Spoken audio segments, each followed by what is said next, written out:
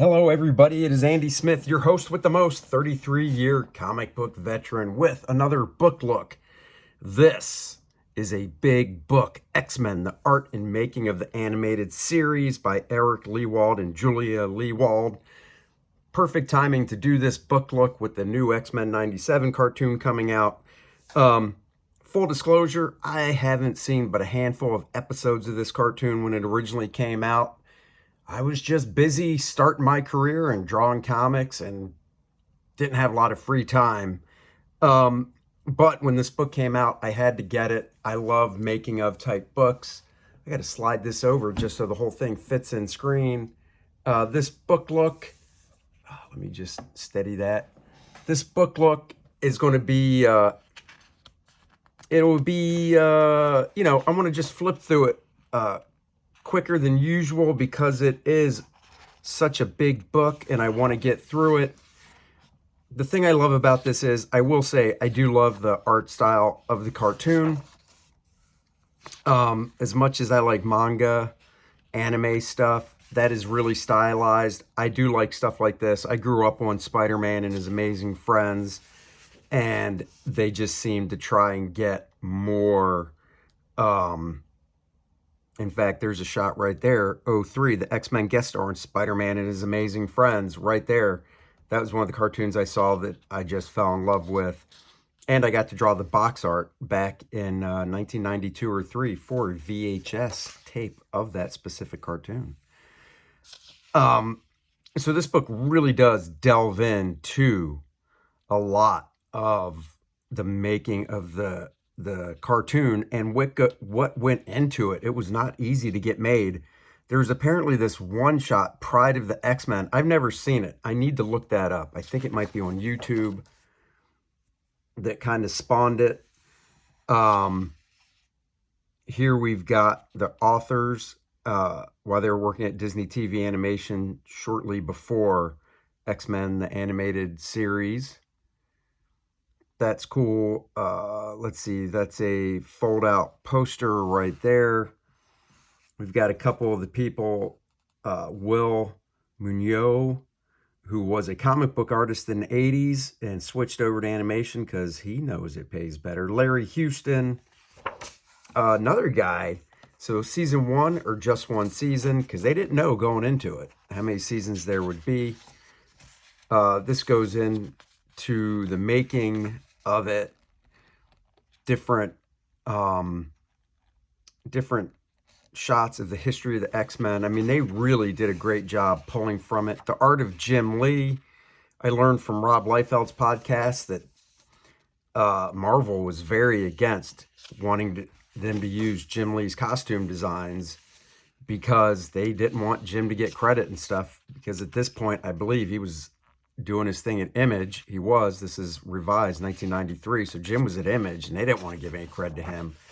But unfortunately, guys, yeah, when Jim creates these designs and they kick ass, too bad you use them. Now, the thing I like about looking through this book from an art standpoint is this was drawn by, it doesn't say, I'm trying to find it.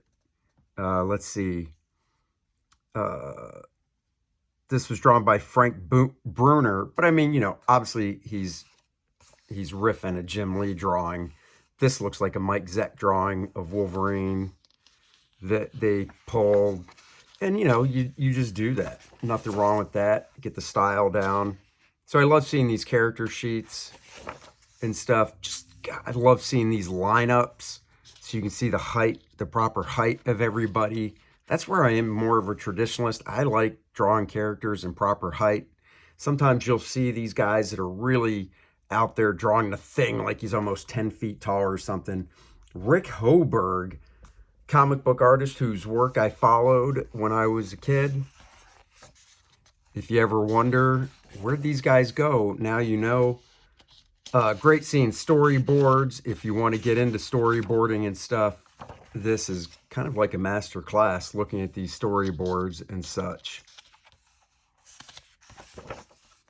So I love that type of stuff.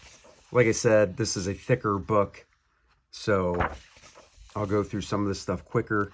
This was really cool. This was from title sequence, opposite highlight frames from finish animation. That has a Neil Adams Studio type of look to it in the faces and stuff. So that could be who did that. So you see the title sequence. I just watched last week. You know me, I'm a huge Alpha Flight fan, so I went to old Disney Plus and I watched the Alpha Flight episode, which was just so cool, seeing Guardian, who, once I go through it, that's the cool thing. You get to see character designs in this book of pretty much all the characters that appeared.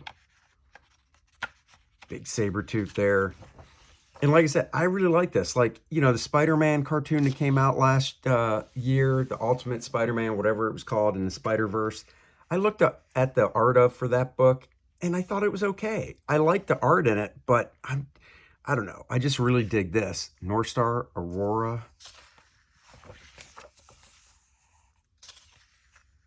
I love this just simple line art animation style drawing. I just think this stuff is so cool. Archangel. And I tell you what, if you're drawing any of these characters just for fun, these are really good to work off of because they are nice, clean line art drawings, so you can see exactly where and how the costume details go.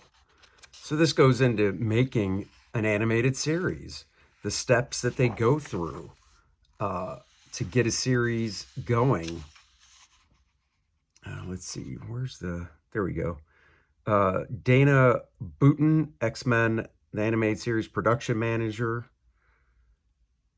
That's cool. A lot of this. Frank Bruner, once again, another great artist. Where did he go? Well, he was doing this type of stuff. Mark Lewis up there at his desk working. Nice background stuff here. Layouts by Steve Olds. And of course, you know, different artists draw different things. You know, different artists will draw objects and things like that. Look how tight those cars are. Very nice. All this done before Google SketchUp, when you actually had to draw the cars and such. That, for you young kids, is a tape you can record on. Animation, you know, make it easier. The face doesn't really change, but the mouth will and stuff. So you learn different key things like that as well. Of course, animation has background paintings. Let's see if it says who these were done by. I'm sure it does in this big text, but in the little captions it does not, unfortunately. But, I mean, that is art unto itself because the backgrounds are fully painted compared to the figures, which are flat, two-tone cell animation. So a lot easier coloring those figures than it is the backgrounds. Days of Future Past, they did that storyline. I wonder, let's see. Part 1. I was just trying to see if it said what episode it was. Future Tense, Part 1. I'm sure it says somewhere what episode this was. So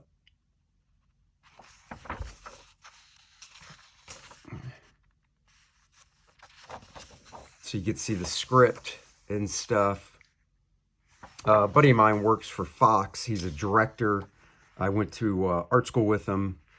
And he works on American Dad, or he did. I haven't talked to him since the last every time I'd go to San Diego, I'd go to LA. I'd see him, another buddy of mine.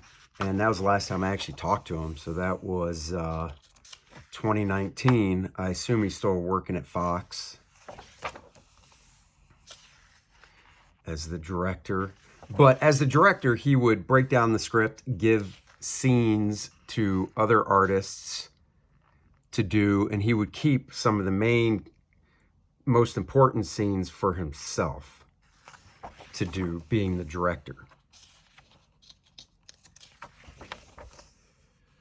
Almost halfway through this book. Here's something, I guess, from what I'm reading online, you won't see in the current The new X-Men 97 that's coming out is a nice sexified looking Rogue. And that is a fantastic drawing of Rogue right there. Just really nice. Love this. God, I just love these character designs in this thing. Look at this dude, super adaptoid.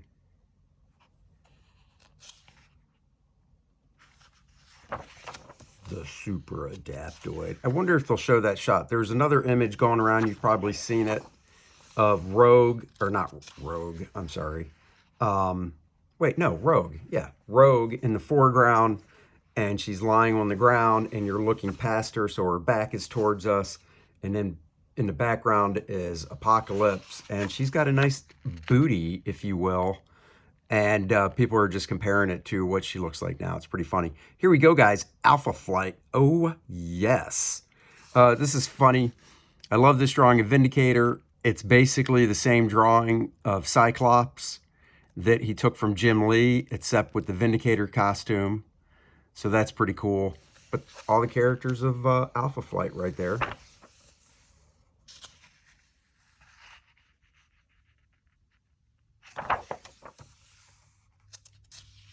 Lots of production cells here, so you can see the nice painted backgrounds with the animation cells of the characters over top throughout the book. I'm hoping we get that booty shot of Rogue, just so you don't go, you mentioned it, where is it? And if we don't get it, you'll just have to go look it up, I guess. Punisher, all these characters that were, well, I don't even want to speak out of turn. Maybe some of these characters weren't in the series. You tell me. I have not seen, like I said before, every episode of this series, so even though the Punisher's here, maybe it was he never actually showed up in the series. I don't know. I need to do my homework and watch every episode of the animated series since it is available on Disney+. I should be doing that. The Deluge, seasons 3 and 4. So this breaks down episodes 27 through 66. I remember this shot very well. I've seen it before. Does it give credit? It does not. That, I believe, is Steve Lytle, his artwork.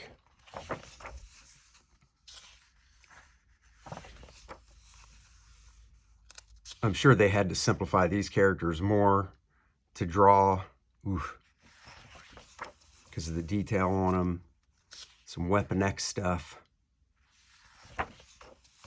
Nice thing is, if you go watch these on Disney Plus, you're only looking at about 20 minutes a pop because all the commercials are taken out, of course. Here we go, Phoenix, right there. Yeah, very nice. My favorite character, or one of mine, I should say, Banshee, right there. I do need to watch these because there's so many of my favorite characters. Eric the Red, oh, that costume. Got to give him credit, they stuck to it. I had to draw that costume in X-Men 350. You're like, wait a second, you mean Uncanny X-Men 350 you worked on? I sure did. Joe Madureira did most of the work, and they needed help, so I did some of it as well. Titan from the Imperial Guard. That looks like the Captain America pose that Mike Zeck did from the Marvel Universe. Could be wrong. Been known to be wrong before. It's okay if you're wrong, just admit it. Even got the X-Men here in classic costumes. Remember when the Angel had suspenders? I do. I think that was a Neil Adams design. Strong Guy.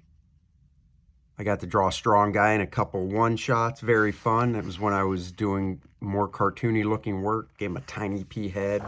I gave him really pea legs too. Really trying to push the cartooniness on him.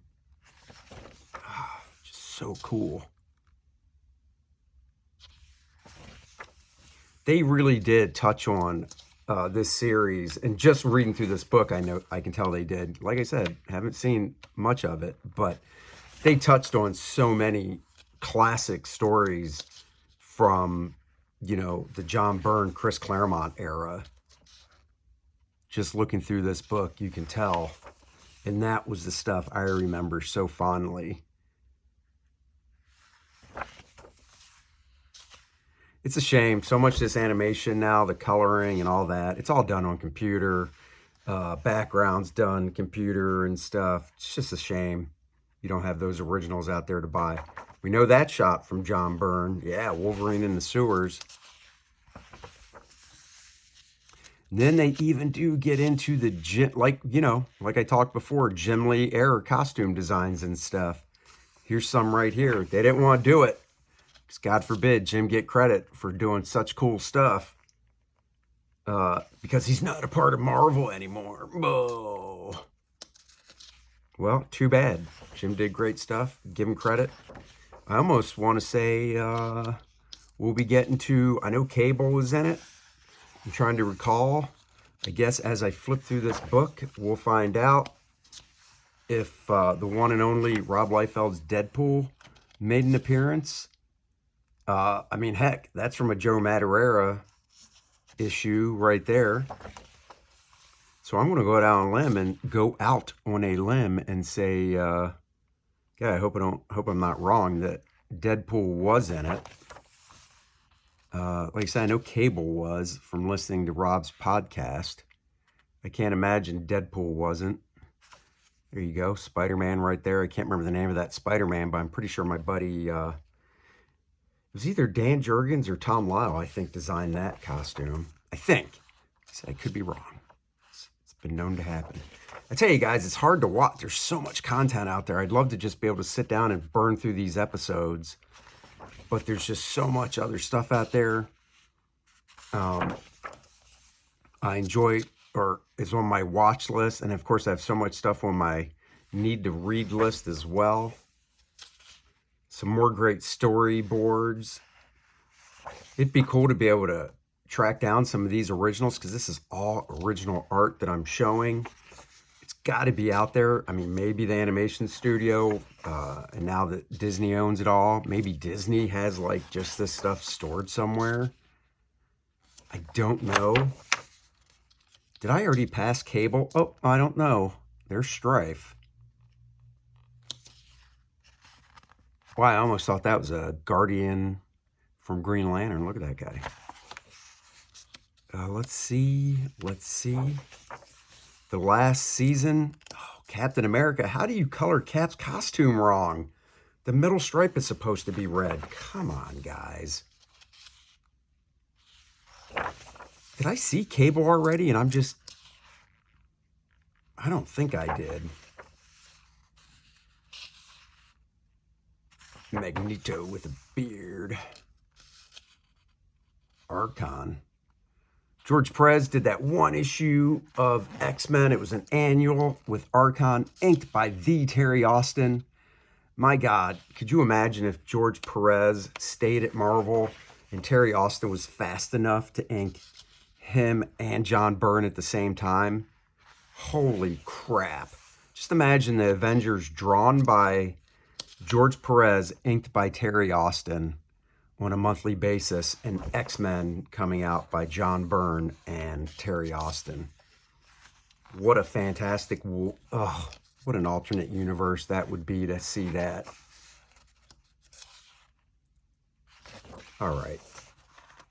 Now I'm thinking there was a Cable and I missed it. I love these designs. Artists that play during final afterthought season of 11 episodes. The new design team, led by series veterans Frank Squillace and Mark Lewis, came up with fun idea amid all the cutbacks, a fresh look for the entire cast. Longer, leaner, even more anime influence. These character models were proposed by our dedicated artists at exactly the wrong time, when budgets were being slashed. That's a shame. If you see that X-Men Evolution cartoon,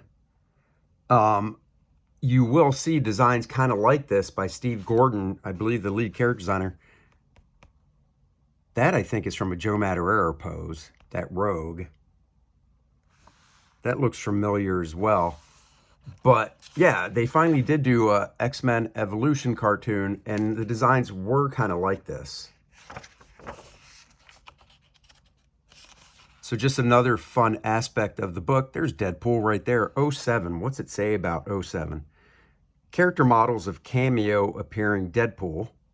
So there you go. So he did have a cameo in one of the episodes. So I knew Deadpool had a cameo. There you go. Very cool. But I'm pretty sure Cable. We're almost at the end of the book, so I'll be able to look back and see.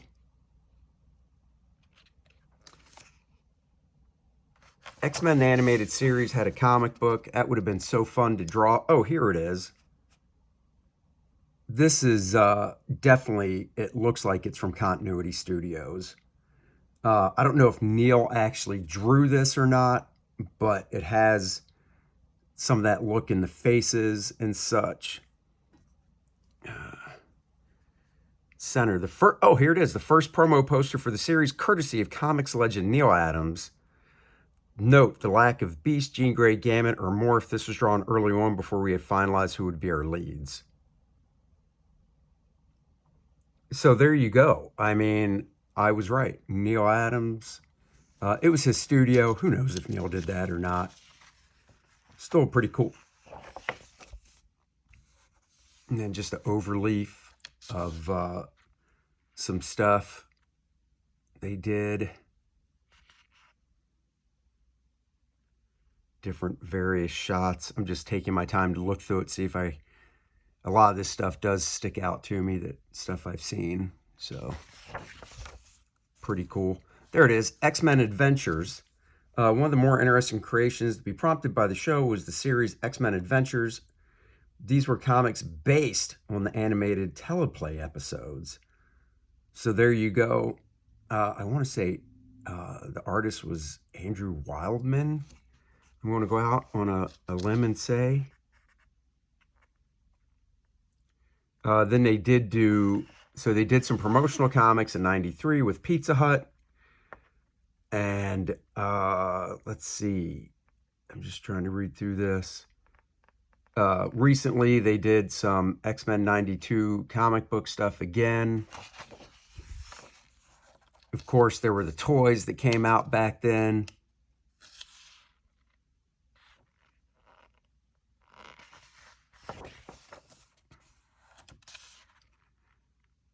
Just more promotional stuff they're showing. And then an afterword. Episode log lines. There you go. So if you want to, if I wanted to, I could read these log lines and go, oh my God, that's awesome, and just jump right to it. Might have to do that.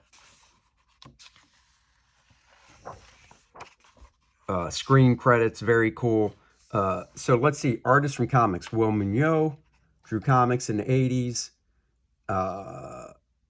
Let's see. Rick Hoberg, Frank Bruner.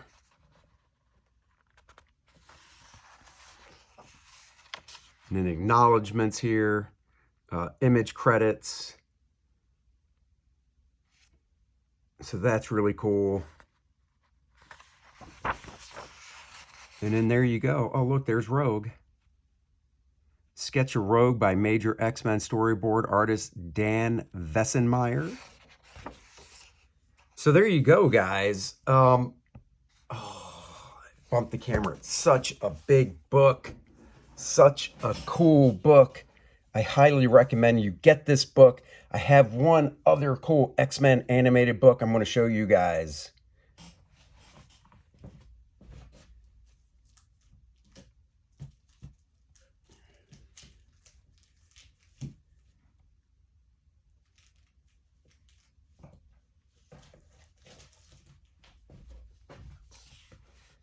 X-Men animation special graphic novel.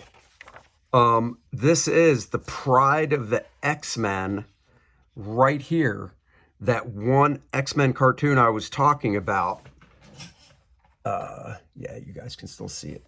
Good. Pride of the X-Men, adapted by Danny Fingeroth from the television screenplay. Art by Marvel Productions. What's that mean? It means they created this just by pulling, and this came out in 1990, just by pulling screen caps from the cartoon. That's why I bought this. because it just has screen caps from the animation in the cartoons. Obviously, it's a lot of 6-panel grids, but it's just cool seeing these images and stuff from the actual cartoon. Sorry about the squeakiness. I just wanted to check what the video looked like I was showing. So I didn't even know this was from Pride of the X-Men. So I do listen to Rob Liefeld's podcast. I highly recommend it, Robservations. He did a great breakdown on how this main X-Men animated series came to life. And he mentioned Pride of the X-Men was a one-off they did. And I never saw it. And I never realized until this moment that Pride of the X-Men, that's what this graphic novel is based on. So I'm pretty sure it's out there. I could find it online somewhere to watch, because obviously they're not showing every screen. But I had no idea this was Pride of the X-Men. That is, that's funny. Now, a part of me does want to go back and watch it just to hear it and stuff. I read this a long time ago when I got it. Makes me want to go to old eBay and see what this baby goes for. I might have to do that. See if I'm holding on to a high-ticket collectible. And no, it was not in a bag and board. It was just on my bookshelf. But if I go to eBay and see that this is a high-value collectible, it will go into a bag and board. Because that's what I do. I go back and re-bag and board things, or bag and board things for the first time that I go, oh my God, that's on my bookshelf, raw, and it's something worth dollar bills, yo. Look at that. So this was an inspiration for this show. There's the book look for this week. Guys, thank you so much for joining me. I really appreciate it. I appreciate all the thumbs up, the likes, the shares. Comment below if you will. And go check out Kor-Drath, The Awakening. The sign-up page is live. Launches in just a few weeks. Link in the description below. Sign up. Be notified. Back the book. Get front-of-the-line shipping and a free Age Around a trading card. And, of course, nice and tight, the comic book pencil art of Andy Smith. That's me. Go check that out. That campaign's coming down soon. I've got the book almost ready to go to the printer. Thank you all. Love you. Bye-bye. See you Thursday with another time-lapse drawing of a Thundercat. Which one will it be? Stay tuned to find out. Nice and tight, the comic book pencil art of Andy Smith. That's me. This book features 52 pages of some of my favorite full pencils that I did for other companies over the past 2 decades. The raw pencils as they were seen by the inker, and now you can see them for the first time. This book also comes in a digital format so you can practice your inking in your favorite program. Back it today.